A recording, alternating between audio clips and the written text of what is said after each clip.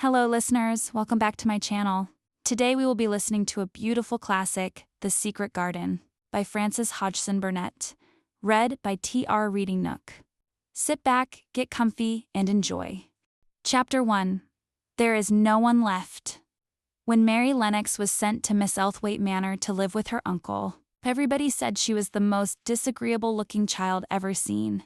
It was true, too. She had a little thin face and a little thin body, thin light hair, and a sour expression. Her hair was yellow, and her face was yellow because she had been born in India and had always been ill in one way or another. Her father had held a position under the English government and had always been busy and ill himself, and her mother had been a great beauty who cared only to go to parties and amuse herself with gay people. She had not wanted a little girl at all, and when Mary was born, she handed her over to the care of an ayah, who was made to understand that if she wished to please the memsaj, she must keep the child out of sight as much as possible.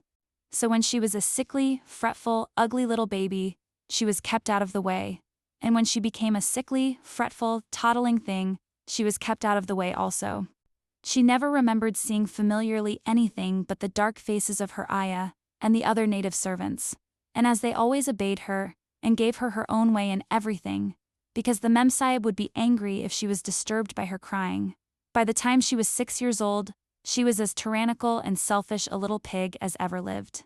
The young English governess who came to teach her to read and write disliked her so much that she gave up her place in 3 months.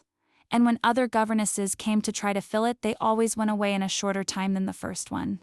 So if Mary had not chosen really to want to know how to read books, she would never have learned her letters at all.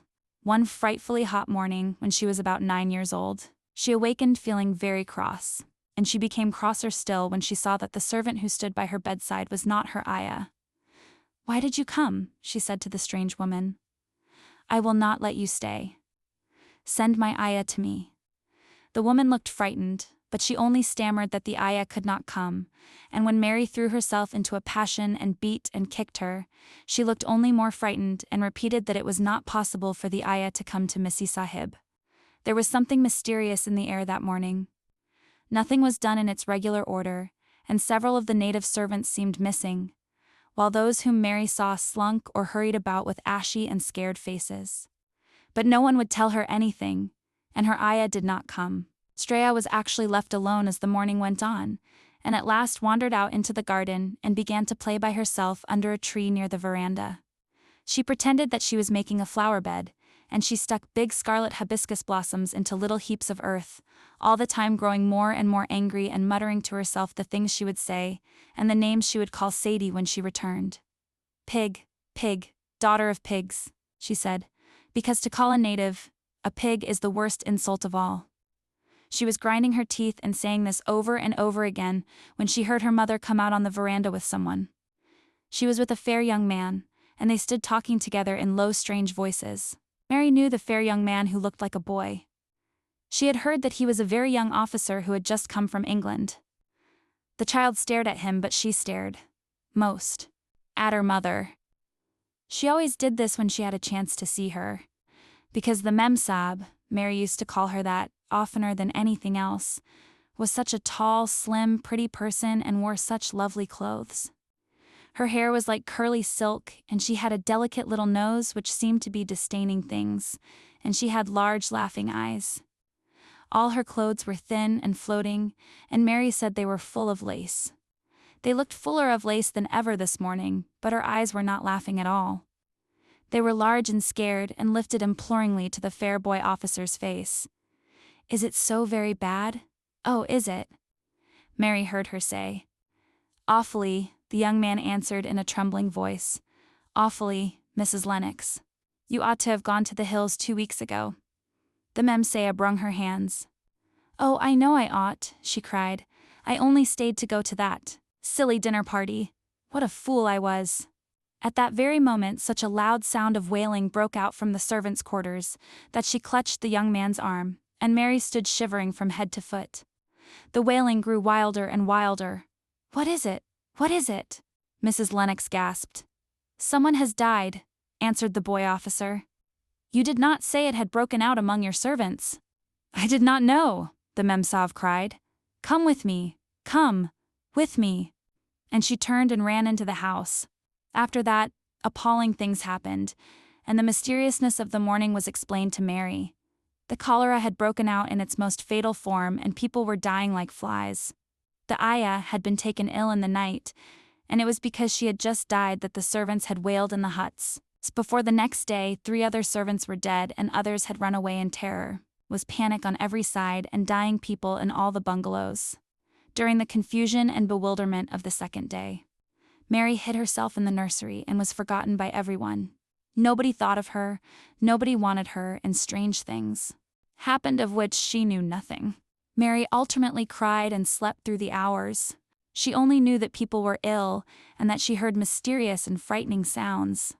Once she crept into the dining room and found it empty, though a party-finished meal was on the table, and chairs and plates looked as if they had been hastily pushed back when the diners rose suddenly for some reason. The child ate some fruit and biscuits, and being thirsty she drank a glass of wine which stood nearly filled. It was sweet, and she did not know how strong it was. Very soon it made her intensely drowsy, and she went back to her nursery and shut herself in again, frightened by cries she heard in the huts and by the hurrying sound of feet. The wine made her so sleepy that she could scarcely keep her eyes open, and she lay down on her bed and knew nothing more for a long time. Many things happened during the hours in which she slept so heavily, but she was not disturbed by the wails and the sound of things being carried in and out of the bungalow. When she awakened, she lay and stared at the wall. The house was perfectly still. She had never known it to be so silent before. She heard neither voices nor footsteps, and wondered if everybody had got well of the cholera and all the trouble was over. She wondered also who would take care of her now her ayah was dead. There would be a new ayah, and perhaps she would know some new stories. Mary had been rather tired of the old ones. She did not cry because her nurse had died. She was not an affectionate child and had never cared much for anyone. The noise and hurrying about and wailing over the cholera had frightened her, and she had been angry because no one seemed to remember that she was alive. Everyone was too panic-stricken to think of a little girl no one was fond of. When people had the cholera, it seemed that they remembered nothing but themselves. But if everyone had got well again, surely someone would remember and come to look for her. But no one came, and as she lay waiting, the house seemed to grow more and more silent. She heard something rustling on the matting, and when she looked down, she saw a little snake gliding along and watching her with eyes like jewels. She was not frightened because he was a harmless little thing who would not hurt her, and he seemed in a hurry to get out of the room. He slipped under the door as she watched him. "How queer and quiet it is," she said. "It sounds as if there was no one in the bungalow but me and the snake." Almost the next minute she heard footsteps in the compound, and then on the veranda. They were men's footsteps, and the men entered the bungalow and talked in low voices. No one went to meet or speak to them, and they seemed to open doors and look into rooms. "What desolation," she heard one voice say. "That pretty, pretty woman, I suppose the child too." "I heard there was a child, though no one ever saw her." Mary was standing in the middle of the nursery when they opened the door a few minutes later. She looked an ugly, cross little thing and was frowning because she was beginning to be hungry and feel disgracefully neglected. The first man who came in was a large officer she had once seen talking to her father. He looked tired and troubled, but when he saw her was so startled that he almost jumped back. "Barney," he cried out. "There is a child here! A child alone, in a place like this. Mercy on us, who is she?" "I am Mary Lennox," the little girl said, drawing herself up stiffly. She thought the man was very rude to call her father's bungalow a place like this. "I fell asleep when everyone had the cholera, and I have only just wakened up. Why does nobody come?" "It is the child no one ever saw," exclaimed the man, turning to his companions. "She has actually been forgotten." "Why was I forgotten?" Mary said, stamping her foot.